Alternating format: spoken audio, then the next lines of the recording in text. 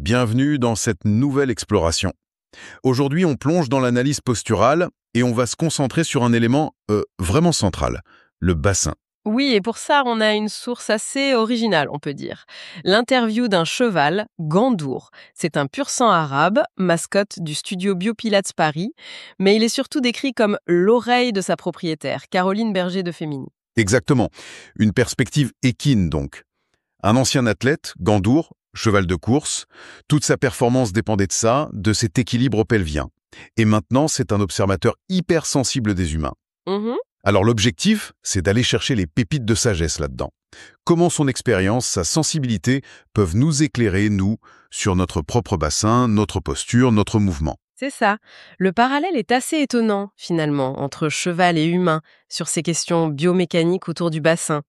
Alors, voyons ce que cette fameuse oreille équine a à nous dire. Alors justement, commençons par là. Gondour, l'oreille. Il dit que c'est pas juste une image. Non, non, pas seulement. Apparemment, il utilise vraiment ses sens de manière très très fine. Son ouïe, bien sûr, pour capter les microtensions, peut-être dans la respiration, le tonus, Ah oui. mais aussi toute sa perception corporelle, sa kinesthésie, l'orientation de son cou, de sa tête, même le frémissement des oreilles. C'est comme ça qu'il semble percevoir et même refléter les déséquilibres des gens autour de lui. Donc une sorte de miroir vivant, en quelque sorte. Si on est un peu de travers, il le montre. C'est exactement l'idée. Un biofeedback naturel. Un petit déport de poids, une crispation, une asymétrie. Gandour le ressent et le signale subtilement. Fascinant. C'est une communication non verbale, très forte. Sa propriétaire a appris à décrypter ça. Ça nous rappelle que le corps, il parle tout le temps, même sans mots. Et cette sensibilité, elle vient sans doute aussi de son passé, de cheval de course. Il dit que sa performance sur la piste, c'était directement lié à la stabilité de son bassin. Ah, tout à fait. Pour un pur sang, le bassin, c'est le moteur, c'est la transmission de la force des postérieurs. Si le bassin est mal aligné, c'est une perte de puissance, une foulée moins efficace, Et plus de risques de blessures, j'imagine. évidemment. Il a cette mémoire corporelle, Gandour. Il sait ce que c'est un bassin qui fonctionne bien. Il le sent dans sa chair, si on peut dire. Et il fait le parallèle direct avec nous. Il dit qu'un bassin trop en avant, l'antéversion comme on dit, ça nous fait perdre en fluidité, en puissance. Un peu comme ça gêner sa foulée à lui. Exactement. Et l'inverse aussi, hein. Trop en arrière, la rétroversion, ça va limiter l'amplitude pour marcher, courir, même se baisser. Ce qui est clé et que Gandor montre bien, c'est que le bassin, c'est notre centre de gravité. C'est le carrefour entre le tronc et les jambes. Donc un déséquilibre là, ça se répercute partout. Ah mais oui, inévitablement. Si le bassin n'est pas neutre, la colonne vertébrale compense. La courbure lombaire peut s'accentuer ou au contraire s'effacer. Mhm. Des tensions apparaissent dos, épaules, nuque. Et en dessous, les hanches, les genoux, les chevilles, ils subissent des contraintes anormales. Même la respiration peut être affectée si la cage thoracique n'est plus bien alignée avec le bassin. L'impact est global. Ce qui nous amène, logiquement, à la neutralité pelvienne. Comment Gandour nous aide à la saisir, cette idée? J'aime bien son image du trop régulier. Ni trop tendu, ni trop mou. C'est une très belle image, oui. La neutralité, c'est pas figé. C'est un état d'équilibre dynamique. Celui qui permet le mouvement le plus efficace, le plus économique. Anatomiquement, on regarde souvent l'alignement des IEIS, les pointes osseuses devant. Oui, les épines iliaques antéro-supérieures. Voilà. Et les IIPS, derrière, au niveau des fossettes dans le bas du dos. Épines iliaques postéro-supérieures. Et c'est là qu'il apporte une nuance hyper intéressante sur les différents hommes-femmes. Ça m'a marqué. Oui, et c'est fondamental pour nous, professionnels du mouvement. Gandour, ou plutôt Caroline qui l'observe, note que si chez l'homme, la neutralité c'est souvent IAIS et EIPS quasi sur une ligne horizontale, D'accord. chez la femme, c'est différent. Structurellement, il est fréquent et normal que les EIPS soient un peu plus hautes que les IAIS en position neutre. Attendez, ça veut dire que ce qu'on prendrait pour une légère bascule arrière chez un homme, ça peut être la position neutre normale pour une femme. C'est ça. Et si on essaie de corriger ça chez une femme en lui demandant d'abaisser ses EIPS pour être parfaitement horizontale, on risque de la sortir de sa neutralité fonctionnelle à elle. Ah oui, c'est subtil mais crucial. Absolument. Ça évite des erreurs d'interprétation, de correction. Sacrum s'ancrer comme mes sabots dans le sol, mais laissez votre cage thoracique flotter comme ma crinière au vent. C'est magnifique, non? Ça dit tout. L'ancrage solide, là, en bas, le sacrum connecté à la terre, et en même temps la liberté, la légèreté en haut. La neutralité, c'est cet équilibre vivant, stabilité et mobilité. C'est pas un bloc de béton. Et pour affiner encore, il nous parle d'un autre repère, le grand trochanter. C'est cette bosse sur le côté de la hanche, c'est ça? Oui, exactement.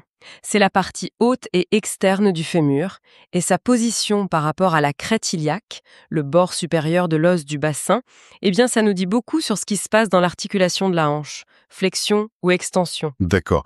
Et concrètement, qu'est-ce que ça implique? Sa position nous dit quoi? D'après ce qui est rapporté, si le haut du grand trochanter est en arrière de la ligne de la crête, ça suggère une flexion de hanche. Et ça va souvent avec une antéversion du bassin, le pubis recule, les ischions montent, et une cambrure lombaire accentuée. Le dos très creusé, quoi. Voilà, pensez à quelqu'un de très cambré. Ok. Et à l'inverse, si le trochanter est en avant, Alors là, ça indique plutôt une extension de hanche. Et on voit souvent une rétroversion du bassin, le pubis avance, les ischions descendent et la courbure lombaire qui tend à s'effacer. Gandour dit qu'il sent ça tout de suite chez un cavalier qui aurait les hanches un peu verrouillées. Ça le perturbe, lui, dans son équilibre. c'est fou comme ces petits repères osseux racontent une histoire. Notre bassin raconte notre histoire en silence, c'est tellement juste. Et fort de ses repères, il explique sa méthode d'analyse rapide en 3 dimensions. Une vision 3D. Un scanner équin, un peu ça. D'abord, le plan sagittal, vu de profil. Il regarde, est-ce que les ilias sont plus basses que les IIPS? Ça, c'est l'antéversion. Ou plus hautes? Ça, c'est la rétroversion. Il cherche cet équilibre relatif dont on parlait. Ensuite, de face, plan frontal. Là, il cherche une élévation latérale. Est-ce qu'une crête iliaque est plus haute que l'autre? Il compare ça à un cavalier mal assis, plus de poids d'un côté. C'est une inclinaison latérale du bassin. Et le dernier plan, vu de dessus, Le plan transversal. Là, il détecte une rotation. Une IAS est-elle plus en avant que l'autre? Et il précise même, si cette IAS qui est en avant est aussi plus basse que l'autre, c'est une rotation antérieure de l'ilium de ce côté. L'os iliaque a tourné et un peu basculé. où là, ça devient pointu. Mais j'imagine qu'une petite rotation comme ça, même minime, ça a des conséquences. Énorme. Comme le dit Gandour, un déséquilibre dans un plan, ça entraîne des compensations dans les autres. Une rotation peut créer une inclinaison qui elle-même influence l'antéversion ou la rétroversion. Tout est lié. D'accord. Ces détails, comme il dit, c'est ça qui détermine l'harmonie du mouvement. 1 millimètre de décalage au bassin et hop, toute la dynamique change. C'est une analyse dit d'une finesse incroyable. On l'imagine presque avec des capteurs intégrés, ce cheval, Fiti. Mais après, comment on traduit ça en quelque chose d'utile pour la personne? Alors, sa méthode, elle est très simple, presque instinctive, en 3 mots. Sentir, nommer, agir. Sentir d'abord, c'est-à-dire? Amener la personne à sentir son propre corps. La prise de conscience proprioceptive. Mets les mains sur tes crêtes iliaques, sur tes œillets. Respire, observe. Est-ce que ça bouge pareil des deux côtés, ok? Est-ce qu'un côté semble plus haut, plus en avant, plus tendu? Ressentir son propre bassin. D'accord. Puis, nommer. Mettre des mots clairs sur ce qu'on sent ou observe. Tiens, ton IS droite est un peu plus avancée et basse. Ou je sens plus de poids sur ton pied droit. L'identification précise, c'est la clé. On corrige mieux ce dont on a conscience. Et enfin, agir. Proposer une action, un exercice ciblé, avec une intention musculaire claire. Engager le transverse, le plancher pelvien pour se recentrer, activer les multifidus pour soutenir le bas du dos ou étirer les fléchisseurs de hanches si besoin. Gandour insiste sur la clarté, la simplicité, des images, des gestes. Il parle aux humains un peu comme on parle à un cheval. Direct, sensoriel, pas de blabla inutile. Il cite d'ailleurs quelques exercices Stott Pilates qu'il trouve particulièrement parlants pour le bassin. Oui, le footwork sur Reformer par exemple. Excellent pour voir les appuis des pieds et comment ça remonte dans le bassin et la colonne. Dès qu'on pousse, on voit si ça reste stable ou si ça bascule. Il parle aussi du pelvic curl. L'enroulement du bassin. Oui, le fait de décoller le bassin vertèbre par vertèbre. Ça, c'est fondamental pour la mobilité lombaire et pour apprendre à contrôler la rétroversion. très utile contre l'excès d'antéversion. Et pour libérer les hanches, Il y a des choses spécifiques? il mentionne les knee folds, plier, déplier une jambe sans que le bassin bouge. Ou le hip release, les cercles avec la cuisse. Ça aide à détendre autour de la hanche, à mieux centrer le fémur dans son articulation.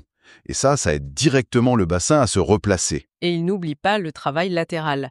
Mermaid, side-overs. Ah oui, essentiel. Pour l'équilibre droite-gauche, allonger les flancs, corriger les inclinaisons latérales. Pour Gandour, un exercice bien fait, c'est comme une belle foulée. Ça part d'un bassin stable, neutre, et l'énergie circule sans blocage. J'aime bien cette idée que la neutralité, c'est pas juste une position de départ. Ça doit être maintenu de façon dynamique pendant le mouvement. Il parle de neutralité vivante. C'est ça, c'est un concept central. Pas une neutralité rigide, tenue en force. Il prend l'exemple d'une reprise de dressage. Le cheval doit garder son cadre, sa stabilité, mais bouger avec fluidité. C'est une alternance constante.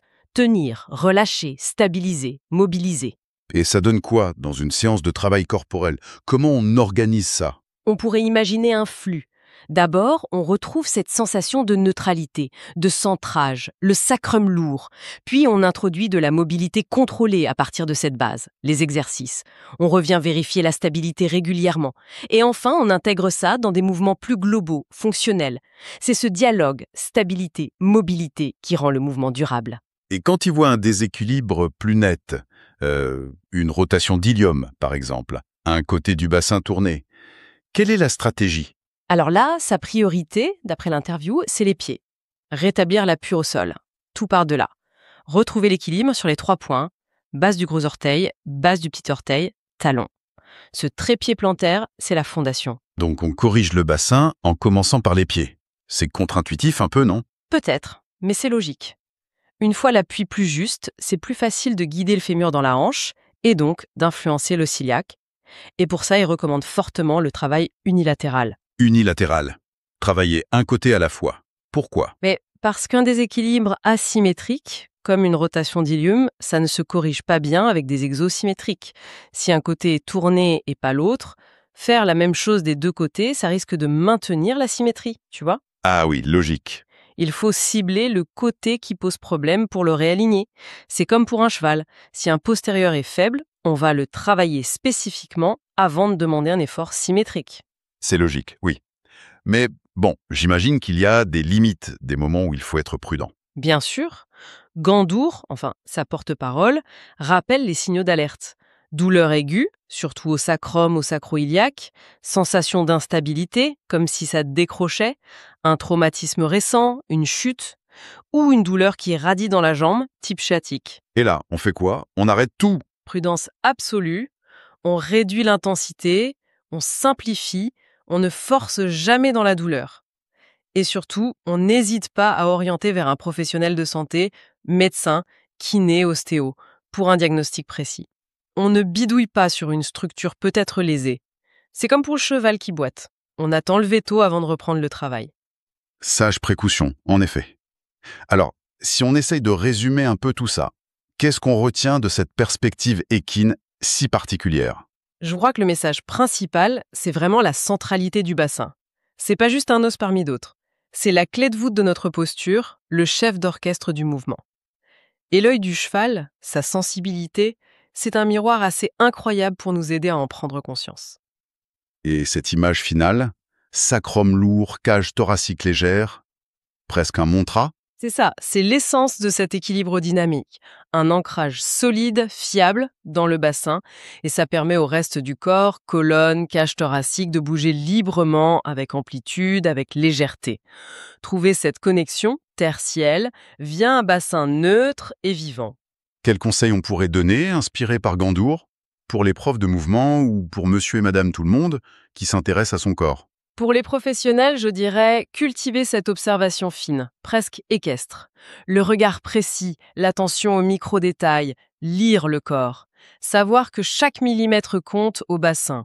Et puis, la pédagogie simple, imagée, sensorielle, nommée, guidée clairement. Et pour tout le monde, au quotidien? Je pense que le message de Gandour, c'est la patience, la bienveillance.